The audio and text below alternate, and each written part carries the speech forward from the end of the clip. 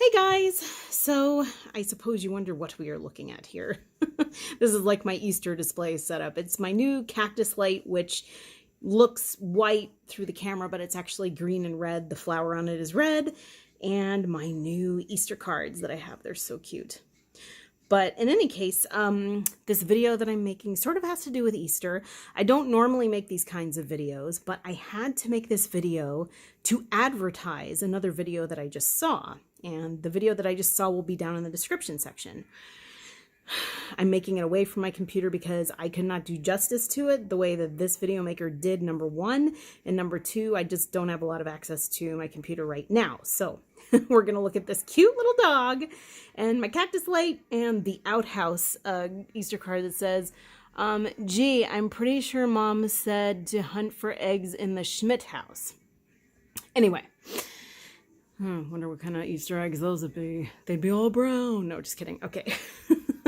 I don't know why I'm joking because this is kind of a serious topic. And one of the reasons I'm breathing a little bit heavy is because this topic always kind of makes me breathe heavy or it makes me cry. It just makes me upset. Oh my God. Okay. I almost just started crying now. It has to do with the Notre Dame Cathedral just burning and what transpired there. And the crucifixion of Jesus, which if you hadn't already deduced, that's one of the things that makes me cry. I cannot get through a movie. I can't sit through Jesus Christ Superstar without falling out during that scene. But in any case, a question was posed under this video whether or not crown of thorns, Jesus's crown of thorns, as an actual relic is a Mandela effect. Because no one's ever heard of it. At least I've never heard of it. Now, don't get me wrong, I was raised as a Sunday school Christian, so I didn't read the Bible that much unless it was an assignment from Sunday school, and it wasn't necessarily a part of our lives during the week. It was only on Sundays, so I'm not the most learned, raised Christian there is out there. But in any case, getting back to this video, the video that I'm going to attach down below is by John X Army. And he posited the question as to whether or not this crown of thorns that supposedly has been in Notre Dame Cathedral all these years has either been suppressed from public knowledge or it's a Mandela effect, because he had never heard of it either. And he was raised, from what I can understand, a devout Christian. And his mother's very Christian. She had never heard of it, but he had heard of the Shroud of Turin, and so had I. As a matter of fact, I remember one summer I was just going through some weirdness, and my dad was just like, Jennifer, what is going on with you? Because I kept crying. I just wasn't a happy person. And I said to my dad, I go, well, I'm feeling kind of skeptical about the afterlife, and, death is actually scaring me, and this, that, and the other thing. And he gave me a hug and he sat me down on the couch and he pulled out the latest National Geographic and he said, well, here's some evidence for you. This is the Shroud of Turin, and it had Jesus's face emblazoned into the side of it. And there was contention as to whether or not it was true, but the people from National Geographic seemed to think it was, and it was a very reputable publication. So that actually helped me. And then, I don't know, that conversation just sort of righted my doubts about it, as it were. And John X Army said the same thing about him. Like, he had heard of the Shroud of Turin. It actually inspired more doubt in him as to Jesus and the life of Jesus. He didn't really get into why. But in any case, he said, my mother was a devout Christian. We'd heard of all the relics, but all of a sudden it just has come to our attention that the actual crown of thorns that Jesus wore when he was tacked up on the cross was being stored in Notre Dame Cathedral. And the main headline story was that a priest who had saved victims at Bataclan, France in 2015 had actually run in to salvage the crown of thorns. Aside from the crown of thorns, there were also ostensibly parts of the cross on which Jesus was crucified in Notre Dame. So this is really crazy. Who knew they had that stuff? So he was thinking, well, has it been suppressed? Do only religious people with lots of money know about this? Had they known about this before? So he thought it was either a Mandela effect or it had been suppressed. And he was just really weirded out by it. Come to find out, he also talked to Jacob Israel, he says, and Jacob Israel confirmed that they sort of stuck the crown of thorns into the side of Jesus's head, thusly creating more blood.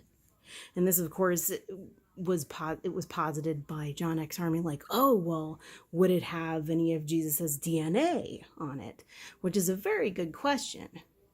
And I'm sure you couldn't really do anything with that DNA unless it had been stored consistently at the right temperature for all the centuries that we've had it. So, I mean, that I guess is neither here nor there. But then here's where it gets really weird.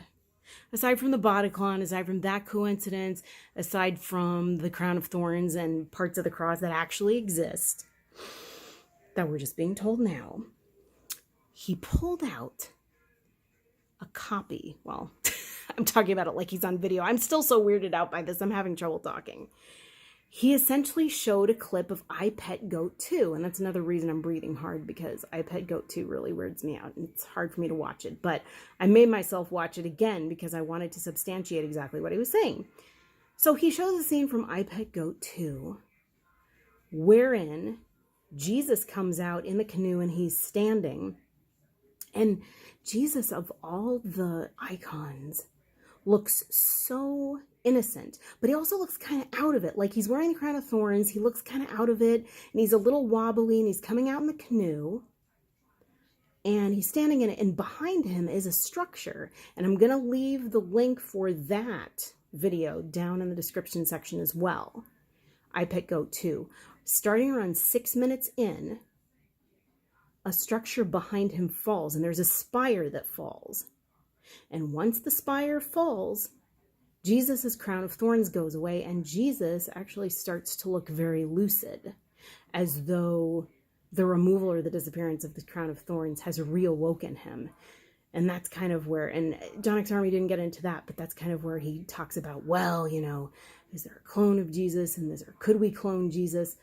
But more to the point, he puts the film I Pet Goat right next to some news footage of the spire of Notre Dame falling, and they fall in exactly the same manner.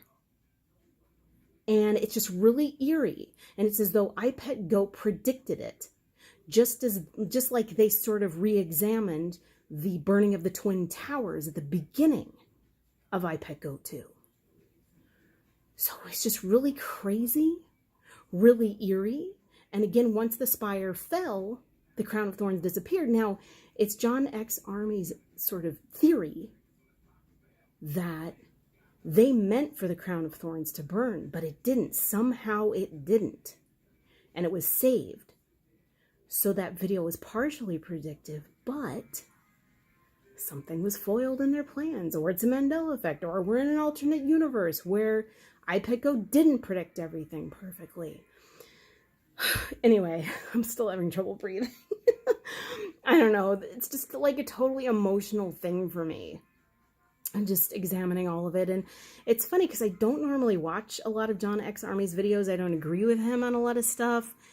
I think I just watched this because the title intrigued me and it came up down below. And he just had a podcast. So this, I'm going to give the guy props on this one. This was a very fascinating video. So in any case, just let me know what you guys think. And, I don't know, again, I'm having trouble forming words. I'm not using my words very well right now, but just let me know what you guys think. I think it was a real trip and a half. Anyway, that's about all. Peace out.